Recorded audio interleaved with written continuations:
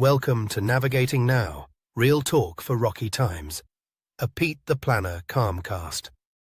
Good day, everyone. Welcome to the first CalmCast of June 2025. I'm Peter Dunn. Every Tuesday and Thursday at 2 p.m. Eastern Time, we get together for 10 minutes during these uncertain times.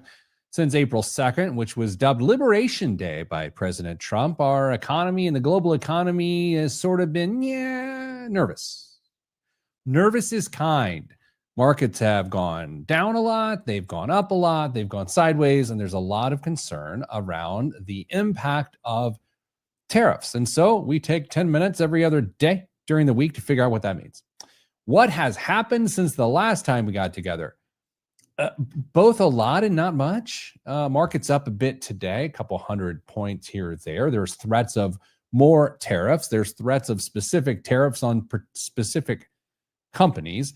And we know that apparently President Xi of China and President Trump of these United States should be meeting this week to discuss. I'll just say this. I'm not a prediction guy, although, you know who says that? People who make a lot of dumb predictions. Look, coming out of that meeting, there's going to be a dynamic moment. It is unlikely, in my opinion, my expertise, that coming out of that meeting, that the market will react tepidly to it. The market will either love whatever the outcome of that initial meeting is, and they'll say, "Oh, all right, help is on the way," or the market will hate whatever happens from that meeting, and the market will get hammered. So, needless to say, let's say you and me that it gets hammered. Let's talk about our three items of the day. The first is the market item, which is a circuit breaker. We're going to talk about that. We're going to talk about the global economic impact of a market and how it impacts the economies and the markets of other countries. And then good old-fashioned goal setting is the personal finance highlight. Let's begin with circuit breaker. I've been doing this for a very long time. And there's just certain days where the market gets just annihilated. And I can actually remember the days. I remember where I was. I remember I was in a newsroom of the local CBS affiliate when the market got hammered by 1,000 points and like 2009. Like these things sort of happen. And there is a process in place to prevent those massive drops from just decimating people's money and the market in general, because once the ball gets rolling down the hill, then the momentum picks up and it can get very scary. So there's something called a circuit breaker that prevents, ideally by design, the market from just spiraling out of control. So I want you to understand how these work. There are three levels of circuit breakers. The first one, and this happens, by the way, it's important to note, this is based on the S&P 500, not the Dow.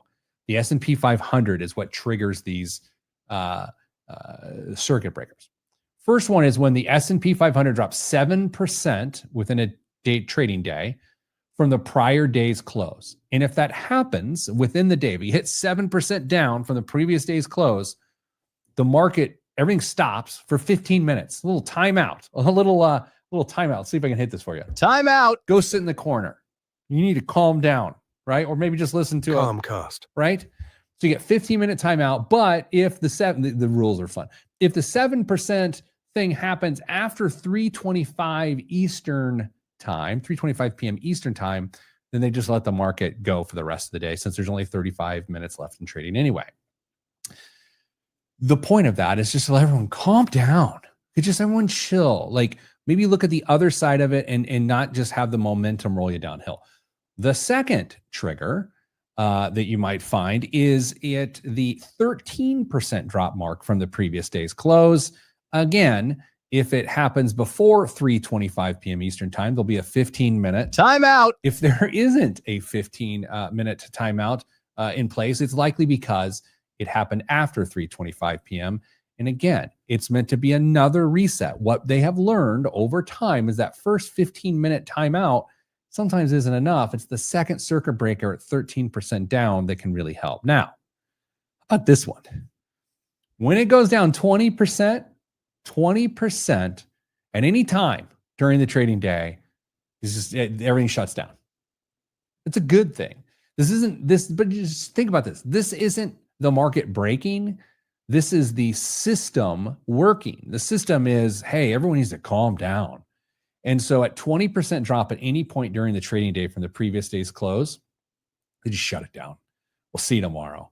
That has happened, and it is important that it is there. So that's what you need to know in that regard. Just also, individual stocks can have circuit breaker type rules too. They're called LULDs, LULDs, limit up, limit downs, and it protects a stock from spiraling out of control too. All right, let's move on to global impact and how all of this can matter. So what happens is that since there are several time zones, at any given time, a market is trading in the midst of a 24-hour day, whether it's the Asian markets, the European markets, or any market in between, or our own.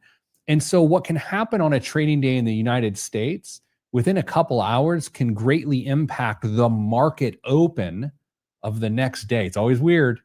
Like tomorrow is happening today. Welcome to a 13-hour time change. It can impact the Chinese markets opening, the Japanese markets opening, and that can spread panic, right? Also, vice versa. Let's say that something, the epicenter of it is happening in Europe, or the epicenter is happening in Japan. That market impact can hurt us at the United States market open. So at any given time, especially in the global economy in which we live in, it's incredibly, incredibly rare for a major world event, socioeconomic, political, violence, war, to be isolated to a single country. It's going to spread globally. And there's been no more proof than that, possibly ever, than what's happened post-Liberation Day with tariffs. A quick note on tariffs as it relates to this global impact. The United States had well over 100 countries that it was trying to do deals with to prevent these tariffs from getting weird and lasting too long and being so painful. There aren't many deals in place. So that is to say, I believe the volatility, and as you learn, volatility is mean the big swings up and down. I don't believe they're anywhere close to over. And as we learned last Thursday, the fact that a federal panel of judges came and said that some of the tariffs were illegal and illegally structured, and then that got knocked down itself. This ain't over. Like, we got 3 episodes after this of Navigating Now. I might do something later in the summer. I don't know. But I'll tell you this. This whole thing isn't over, so just be glad you learned some new terms and you learned how circuit breakers work. Finally, let's talk about goal setting. I mean, I don't know. How many different ways can we talk about setting goals, tracking progress towards those goals, and then achieving those goals? I mean, because I feel like for the last at least 25 years of my professional career, you just encounter the concept of goal setting over and over and over again. And I'll tell you, if you're in a place financially in your personal finances where you have no momentum, you feel like you can't catch a break, you feel like you lose, you don't win. You know how the best way to manufacture a win is to set an achievable goal, achieve the goal, look at your achievement, and then do it again. And it's completely man-made. It is a social construct, but it works. It works whether you're talking about your personal finances, your health, your fitness, relationships, faith. Goal setting works, and it is well worth your time, especially if you're in a rut. We have all been in a rut in some aspect of our lives at some point in our lives. And you can get out of it real quick by setting an achievable 30-day goal, tracking towards it, putting a little sacrifice into it, and going from there. All right, that's all I have for you today on Navigating Now. Always appreciate you tuning in. We'll see you Thursday the 5th as we hit more topics right here on the CalmCast.